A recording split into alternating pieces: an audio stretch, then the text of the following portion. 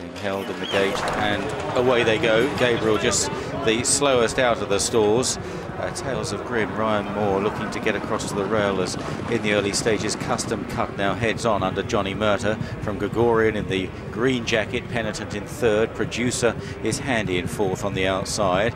Then Tales of Grim, Sri Putra and Frankie Dettori second last, and Gabriel in the visor for the first time, held up at the back by Jamie Spencer. Be interesting to see if Jamie can keep that horse straight down the home run as they swing left-handed at the top of the race course. And Custom Cut is the leader from Gregorian. Penitent in the light blue jacket on the inside of Producer. Then Tales of Grim, Sri Putra and 2.5 lengths last to Gabriel. Continuing on the descent down the hill towards Tatnam Corner. They're inside the final 5 furlongs, and Custom Cut leads the field in this Investec Diomed Stakes Group 3. Custom Cut from Gregorian. Producer is now rushed up on the outside by Richard Hughes. Richard gives the horse his head and he goes up to join Custom Cut. Gregorian back in third now.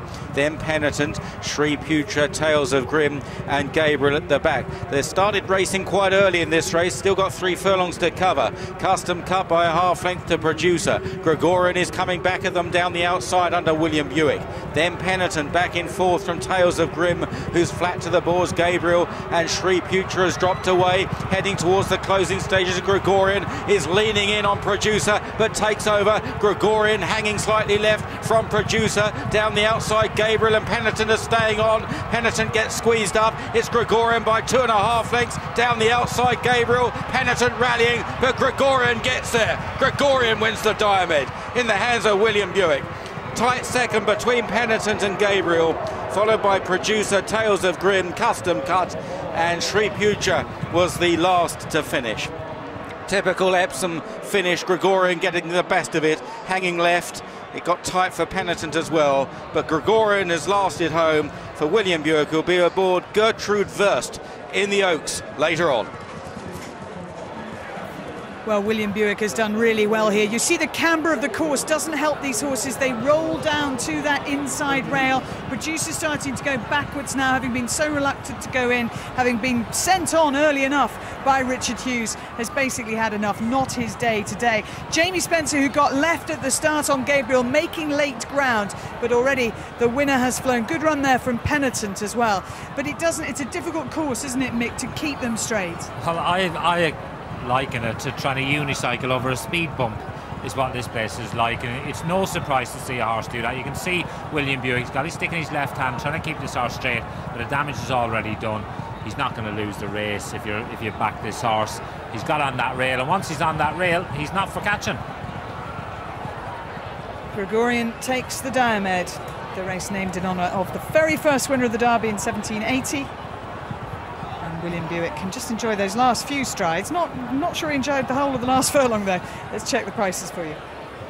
Gregorian was the 3-to-1 joint favourite. Penitent was in second at 15-2, and cosmetically Gabriel was third at 11-2. Brian, you always had your eye on Gregorian's movements. Absolutely, he was the class horse of the race, wasn't he? Gets a quote at 25-1 for the Queen Anne at Royal Ascot. That was the best price this morning, 3-1, and it was returned joint favourite because late on, because of the antics of Producer at the start. But on the machine and on the track, they pushed Producer out to joint favourite, but he was beaten a furlong out. That petrol light was flickering. Didn't get the trip again. Gregorian wins the races, 3-1 joint favourite.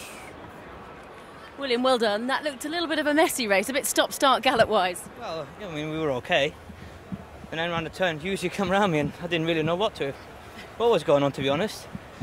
Anyway, this lad's a good horse. I've loved him from day one, and you know, he's not really had a